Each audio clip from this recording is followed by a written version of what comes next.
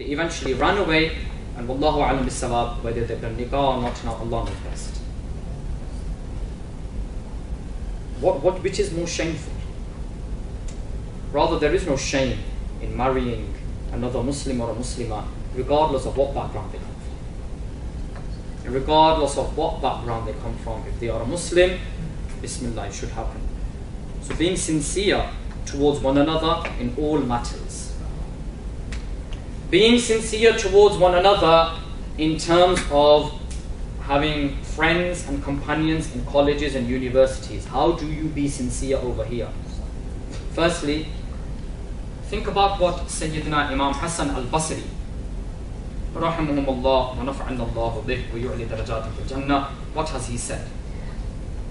He said, the Muslim brothers that I have are more dear to me than my own blood family, because the blood family is not something that I chose, but the Muslim brothers around me whom I have befriended, I chose to bring them closer to me purely because they were Muslim.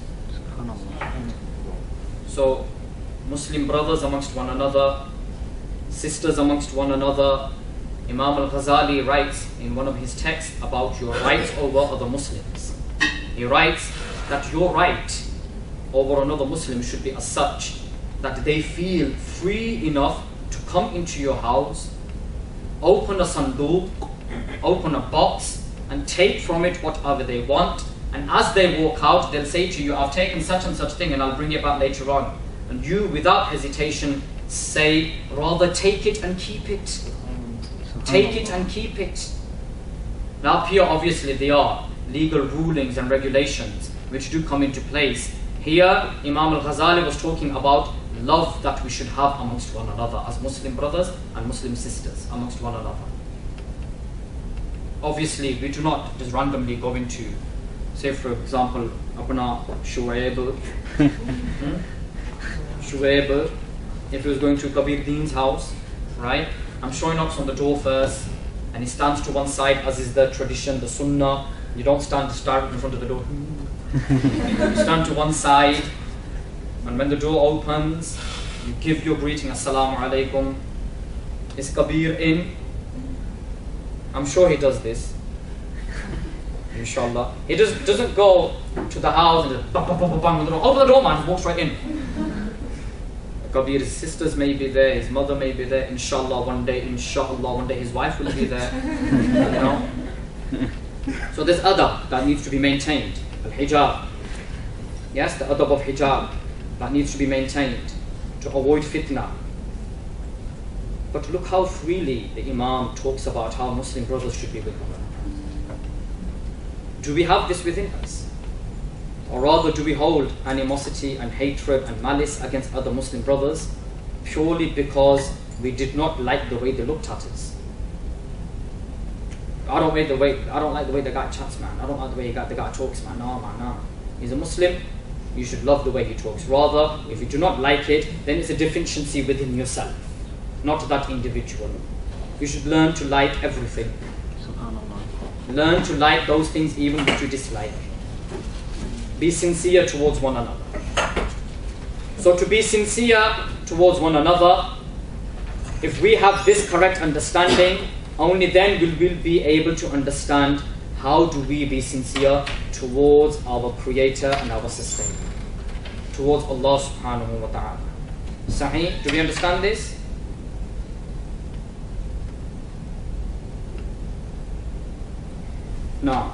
Now we start the text itself, and these first 19 points, I think, they consider al-ilahiyat. They are matters regarding the conceivable and non-conceivable tenets of Allah subhanahu wa ta'ala. Sahih al-ilahiyat. Number 1. Inna Allah wahidun wa la sharika lahu. Allah is one without a partner. وَلَا شَيْءٌ مِثْلُهُ, nothing is like him. وَلَا شَيْءٌ يُعْجِزُهُ, nothing debilitates him. وَلَا شَيْءٌ يُعْجِزُهُ, nothing debilitates him. وَلَا إِلَهَ غَيْرُهُ, and there is no Is it deity or deity? How do you say that? Deity. It's louder. Deity. That word, except Him, subhanahu wa ta'ala. Qadimun bil ibtida, da'imun bil intiha. He is pre-existent without origin. And He is eternal without any ending. There is no origins of Allah subhanahu wa ta'ala. There is no ending to Allah subhanahu wa ta'ala. وَلَا يَفْنَى وَلَا يَبِيدُ. He neither perishes nor ceases to exist. وَلَا يَكُونُ إِلَّا مَا يُرِيدُ. Nothing will be except that He wills. لَا تَبْلُغُهُ أَوْهَامٌ وَلَا تُدْرِكُهُ الْأَفْهَامُ. Imaginations cannot encompass Him. We cannot attain Him. And comprehensions cannot perceive Him. Beyond imaginations, beyond everything we imagine to be. وَلَا تُشْبِهُهُ الْأَنَامُ. And His own creation, His creatures rather, do not bear any similarity to Him whatsoever. His own creatures do not bear any similarity to Him. حَيٌّ لَا يَمُوتُ قَيٌّ لَا يَنَامُ. Alive, He never dies. All sustaining, He never sleeps. خَالِقٌ بِلَا حَاجَةٍ رَازِقٌ بَلَا مُونَةٍ. He is a creator without any need to create, and a provider without any stores of provision. Do we understand this? Without any stores of provision, what does this mean? Without any stores of provision. This means, for example, no comparison, just for example.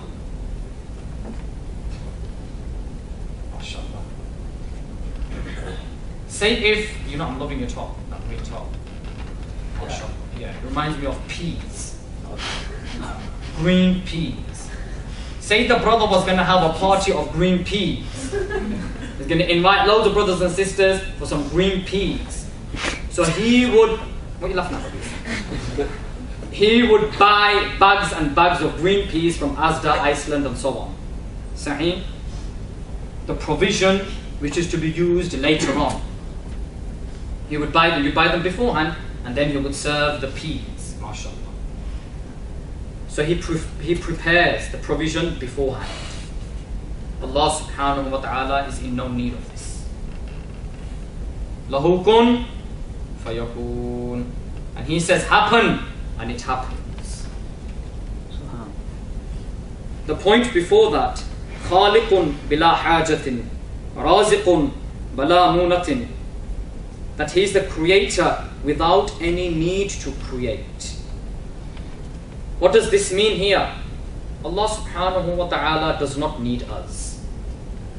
Allah is in no need of us. Allah is in no need of His own creation. Allah subhanahu wa ta'ala remains Allah, whether we worship Him or not.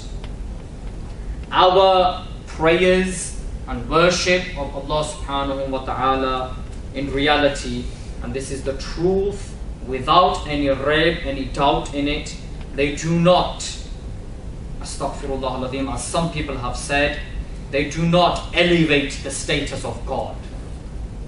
There is no such thing. There is no possibility. Rather, our prayers and worship which we do, even those we do not rely upon, because we only did them through the tawfiq of Allah.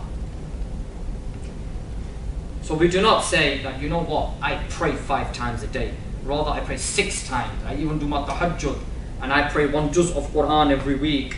And I pray 50,000 salawat ala Rasul. And I do 70,000 istighfar. And I provide for orphans.